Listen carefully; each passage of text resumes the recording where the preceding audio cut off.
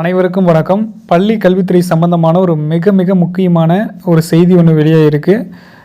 பள்ளி கல்வித்துறை அமைச்சர் அன்பில் மகேஷ் பொய்யாமொழி அவர்கள் குறித்து இது என்னங்கிறது முழுசாக அந்த வீடியோவில் பார்க்கலாம் வாங்க. அதுக்கு முன்னாடி நம்ம சேனலுக்கு புதிய பார்வையாளர்களாக இருந்தீங்கன்னா மறக்காமல் சப்ஸ்கிரைப் பண்ணிக்கோங்க. பக்கத்தில் இருக்கிற பெல் ஐகானை கிளிக் பண்ணிக்கோங்க. அப்போ தான் எந்த பெட்டி மிஸ் பண்ணாமல் பார்க்க முடியும். என்ன செய்தின்னு பார்த்தீங்கன்னா, என்னங்க சார் உங்கள் சட்டம்?